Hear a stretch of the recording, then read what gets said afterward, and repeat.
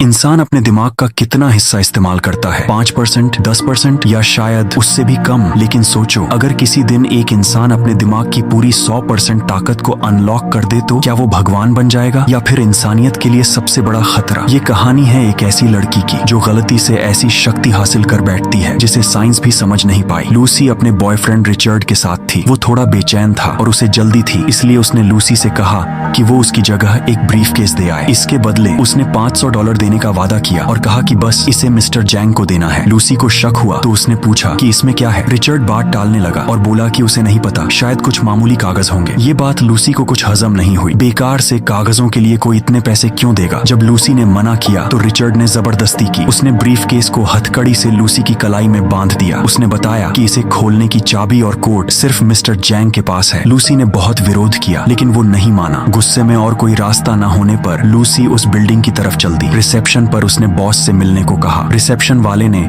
उससे पूछताछ शुरू कर दी कि उसे किसने भेजा है, उसके पास क्या है और वो किसकी तरफ से आई है। लूसी ने रिचर्ड का नाम लिया लेकिन उस आदमी ने कहा कि वो इस नाम के किसी बंदे को नहीं जानता। फिर उसने किसी और भाषा में अपने बॉस को उसके आने की खबर दी। मिस्टर जैंग ने उसका नाम पूछा और नाम पता चलने पर उसे वहीं खड़े रहने का ऑर्डर दिया। लूसी ने पूछा कि क्या वो बैठ सकती है, लेकिन रिसेप्शन वाले ने उसे खड़े रहने की सलाह दी और बोला कि इसके पीछे वजह है। थोड़ी देर बाद लिफ्ट के दरवाजे खुले। सूट पहने कुछ आदमी बाहर निकले। उनके पीछे पीछे एक कड़क दिखने वाला एशियन आदमी भारी कदमों से चलता हुआ आया। वो मिस्टर जी था। बाहर रिचर्ड ये सब देख रहा था, लेकिन तभी एक गोली चली और उसकी वहीं मौत हो गई। आदमियों ने लूसी को पकड़ लिया और बॉस के ऑफिस ले गए। वहाँ उसने जमीन पर खून से लथपथ 2 लाशें देखी जिनके नीचे खून फैल रहा था। ये देखकर उसे उल्टी आ गई। मिस्टर जैंग चश्मा पहने हुए सामने आया और उसके हाथ खून से सने थे जो एक असिस्टेंट ने धोए। लूसी बहुत डर गई थी। उसने मिन्नतें की कि उसका हाथ ना काटे और एक ट्रांसलेटर बुलाने को कहा। जब ट्रांसलेटर ने उससे बात की तो लूसी ने कहा कि उसे इस ब्रीफकेस के बारे में कुछ नहीं पता। रिचर्ड ने उसे ये दिया था और उसका इस सब से कोई लेना देना नहीं है। जैंग को तसल्ली नहीं हुई। उसने एक कागज पर 140 लिखा और उसकी तरफ सरका दिया। ट्रांसलेटर ने बताया कि ये कोट है